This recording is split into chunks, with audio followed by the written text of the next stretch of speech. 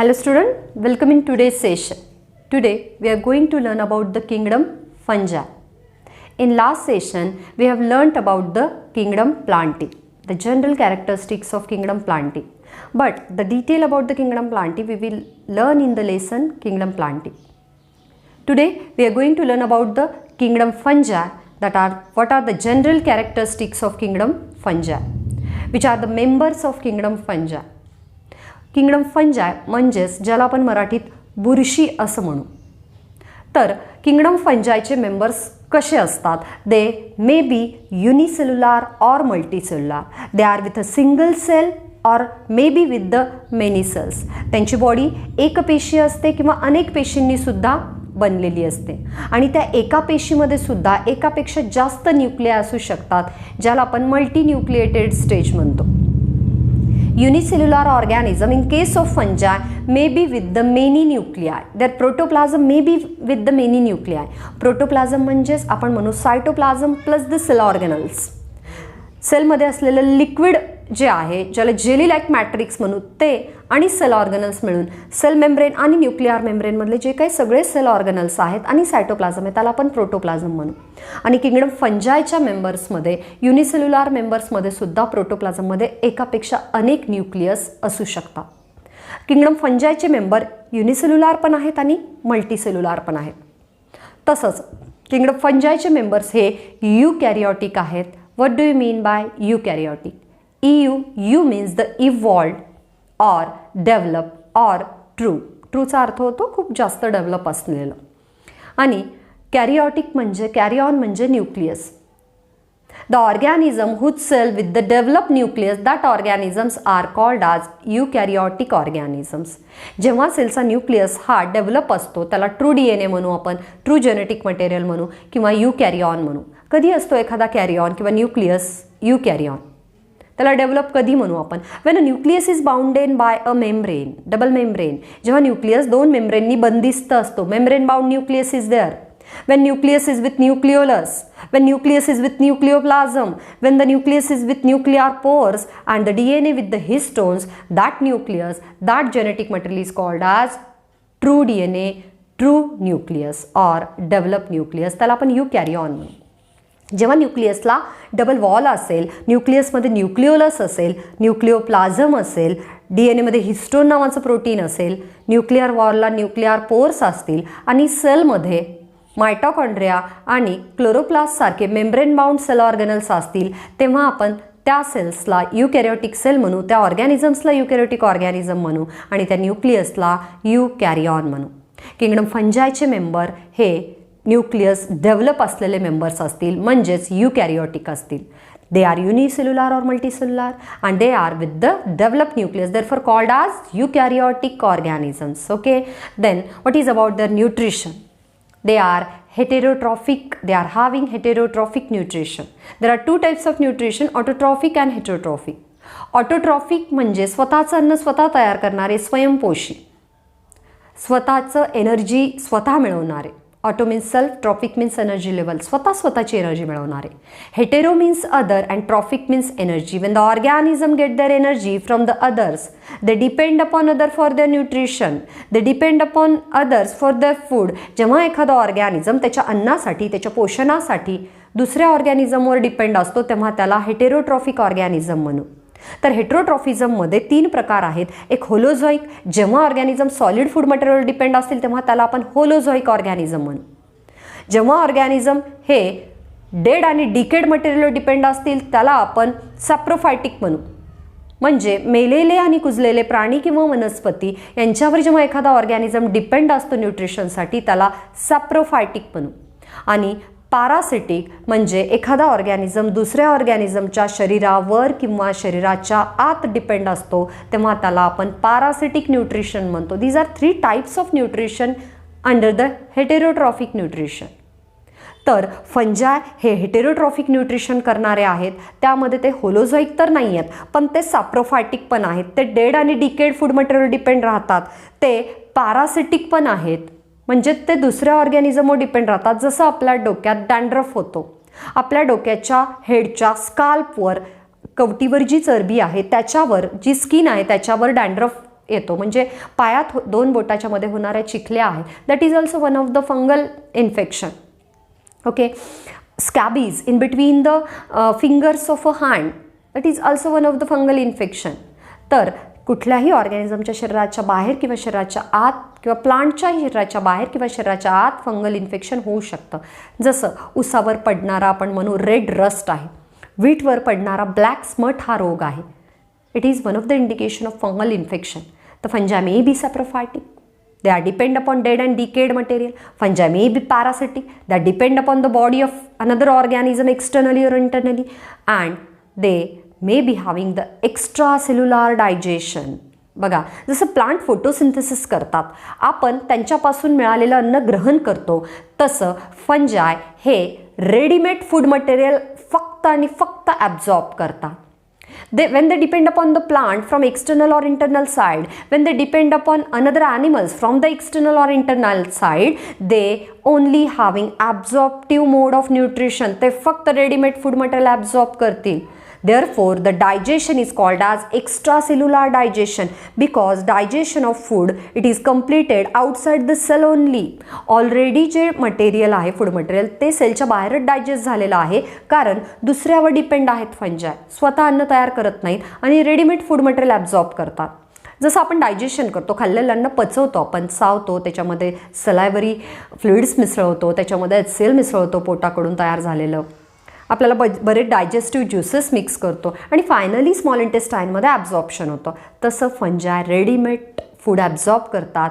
Therefore called as extracellular digestion. आपल्याला पचवावं लागतं, ते फक्त पचलेलं मटेरियल काय करतात, ॲब्झॉर्ब करतात. देअरफॉर हेटरोट्रॉफ तर आहेतच, पण they are having extracellular mode of digestion. त्यांचं डायजेशन जे आहे एक्स्ट्रासेल्युलर डायजेशन आहे. Okay, clear. Then they are eukaryotic, they are heterotrophic, and they are unicellular as well as multicellular. Okay, what is their habitat? कुठे सापडतात ते, कशा जागी राहतात ते, कशा जागी त्यांची वाढ होते. They are found in moist places, they are found in aquatic habitat, near about the aquatic habitat, जिथं ओलावा आहे. They are found in moist, humid and warm places, जिथं दमट जागा आहे, उष्ण जागा आहे, ओलसर जागा आहे, अशा ठिकाणी फंजायची काय होते, वाढ होते. They are also found on the decaying logs. जे ओंडके म्हणजे जे झाडं त्यांच्या पॅरेंट बॉडीपासून वेगळे झालेत त्यांना आपण डेड झालं असं म्हणू. एखादा झाडाचा ओंडका, झाडाचं खोड झाडापासून वेगळं झालं आहे, ते डेड होतं, पण काही दिवसांनी ते डिकेड होतं, कुजायला लागतं पाण्याने, हवेनी, आणि मग त्यावर फंजाय वाढतात. फंजाय जमिनीवर वाढू शकतात, दुसऱ्या झाडावर वाढू शकतात, ॲनिमलच्या शरीरावर वाढू शकतात. And they may having the different types of habitat, but they mostly found on the moist and the humid habitat. दमट आणि ओलसर जागी फंजायची काय होते, वाढ होते. Then they are having, when we observing them under the microscope, their fine thread-like structure inside their body called as a hyphae. The thread-like structure, दोऱ्यांसारखे स्ट्रक्चरनी फंजायची बुरशीची body बनलेली असते, त्याला आपण हायफी म्हणूयात. And that external structure of that fungi called as mycelium, त्याला आपण काय म्हणूयात, मायसेलियम म्हणूयात. Okay, that filamentous body structure, रिबनसारखं, टेपसारखं जे फंजायचं टेपसारखं स्ट्रक्चर आहे, बॉडी स्ट्रक्चर आहे, त्याला मायसेलियम म्हणू. आणि असे खूप सारे स्ट्रक्चर, त्यांना आपण काय म्हणू, that is called as हायफी.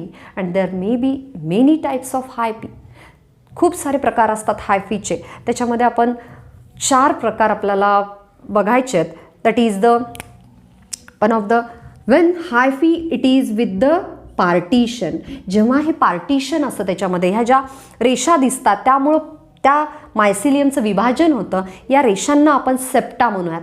Okay, and when there is a presence of that septa, that mycelium it is called as septate mycelium. And with that septa is absent, that is called as non septate or aseptate mycelium. आता बघा, जेव्हा septation आहे त्याला आपण septate म्हणू, आणि खूप सारे न्यूक्लियस आहेत त्या मायसेलियमला काय म्हणू, septate multinucleated hyphae. And this one non septate multinucleated hyphae. And the another type is, ह्या झाल्या 2 प्रकार. इथं काय सेप्टेशन नाही आहे पण अनेक न्यूक्लियस आहेत म्हणून नॉन सेप्टेट मल्टीन्यूक्लिएटेड हायफी. इथं सेप्टेशन आहे पण अनेक न्यूक्लिया आहेत म्हणून काय म्हणू, सेप्टेट मल्टीन्यूक्लिएटेड हायफी. आता बघा हे काय आहे, that is called as non septate uninucleated hyphae, and this one is septate uninucleated hyphae. ठीक आहे, बघा non septate multinucleated hyphae, septate multinucleated hyphae, non septate uninucleated hyphae, non septate that septate uninucleated hyphae. Septa असलेले 2 हायफी आणि septa नसलेले 2 हायफी. Then मल्टीन्यूक्लियस असलेले 2 हायफी आणि 1 nucleus असलेले 2 हायफी. तर याच्यामधला महत्त्वाचा जो प्रकार आहे that is the non septate multinucleated hyphae. In case of fungi it is called as coenocytic hyphae. Syncytial सुद्धा म्हणू शकतो आपण याला. That is coenocytic hyphae. It is with the many nuclei and it doesn't having the septation or partition in it. आता हे जे septa किंवा partition आहेत ते म्हणजे सेल नाही आहे. याचे जे मायसेलियम्स आहेत, हायफी आहेत, ते त्यांचे फक्त बॉडी स्ट्रक्चर आहेत. When there is observation of fungi under the microscope, we are observing the thread-like structure that is called hyphae, and the filamentous body structure of fungi, they are called as mycelium. Please remind it, thread-like structure, hyphae. Filamentous body structure called mycelium. Okay, then that fungal cell wall, it is made up of fungal cellulose that is called as chitin. कठीण असणारं fungal सेल्युलोजनी फंगसची cell wall बनलेली असते, ज्याला आपण काय म्हणू, कायटीन म्हणू. It is one of the fungal cellulose. Okay, and then they may be saprophytic, they may be parasitic, and they are predators. Saprophyte means they are depending upon the dead and decayed food material, therefore called as saprophytes.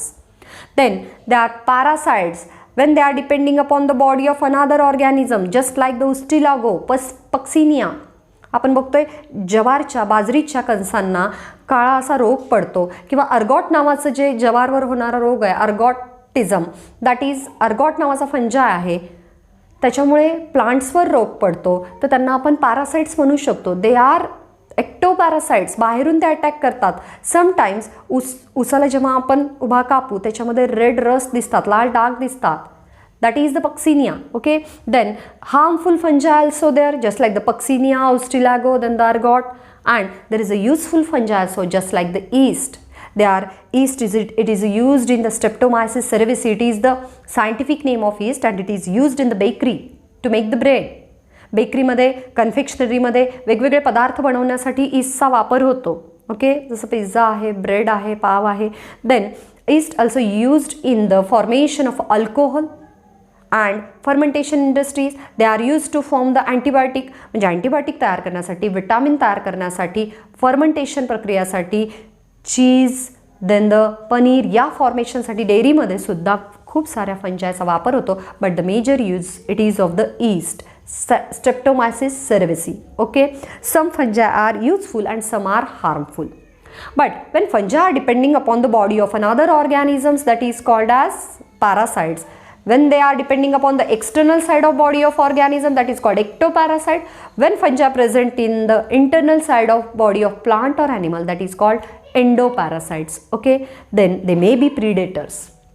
बघा, जेव्हा एखादा organism दुसऱ्या ऑर्गॅनिझमला न्यूट्रिशनसाठी खातोय, तेव्हा जो खाणारा organism असतो त्याला आपण काय म्हणतो, प्रेडेटर म्हणतो, आणि जो खाल्ल्या जातोय त्याला आपण प्रे म्हणतो. जसं लॉयन फॉक्सला खात असेल तर lion eating the fox, therefore lion it is called predator, and fox is eaten by lion, therefore it is called as प्रे.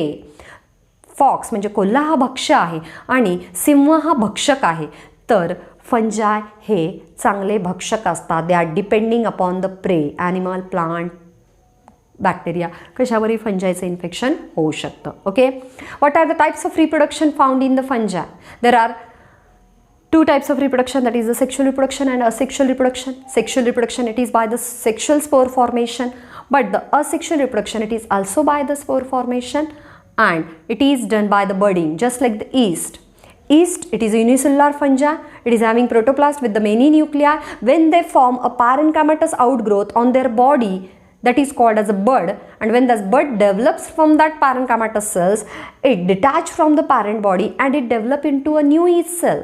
जेव्हा ईस्टवर एक छोटासा त्याच सेलमधून तयार झालेला भाग असतो, न्यूक्लियसचं डिव्हिजन होतं आणि ईस्टपासून त्याचा बड वेगळा होतो, त्यापासून नवीन ईस्ट सेल तयार होते, त्याला आपण बडिंग म्हणू.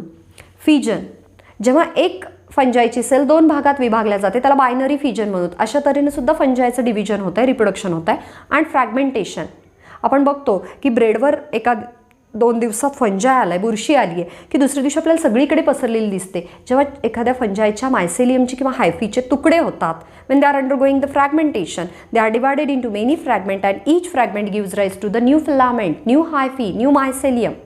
Therefore, the asexual reproduction takes place by budding, by binary fission and by the fragmentation. Some fungi are also symbiotic in nature. Fungi they are solitary also. काही फंजाय झाडांवर, ॲनिमल्सच्या शरीरावर मॉइस्ट जागी एकटे सुद्धा राहतात. पण कधी कधी फंजाय दुसऱ्या ऑर्गॅनिझमसोबत असोसिएशन तयार करतात, सोबतीने राहतात, तेव्हा त्यांना सिम्बायोटिक म्हणू. when two organisms live together, their relationship, when they are beneficial to each other, they are called symbiotic relationship.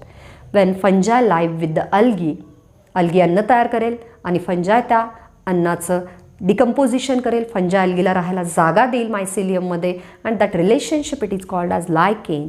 Fungal and algal component live together, coordinate with each other, that is called as lichen. And therefore some fungi are symbiotic also. ते सोबतीने, संगनमताने, कोऑर्डिनेशनमध्ये सुद्धा राहतात. Many fungi are harmful just like the Puccinia and many fungi are useful just like the yeast. They are useful in the antibiotic preparation, vitamin preparation. They are useful in the alcohol formation and also fermentation in the dairy industries, in the bakery industries, in the leather industries, paper industries. खूप साऱ्या इंडस्ट्रीमध्ये फंजायचा काय होतो, वापर होतो. Growth hormone तयार करण्यासाठी फंजायचा वापर होतो. This is the brief introduction about the kingdom fungi and general characteristics of kingdom fungi. In next session, we will see the classification of kingdom fungi, that is the phycomycetes, basidiomycetes, ascomycetes and the deuteromycetes. Okay, this is about the kingdom fungi. Okay student, thank you for today's video.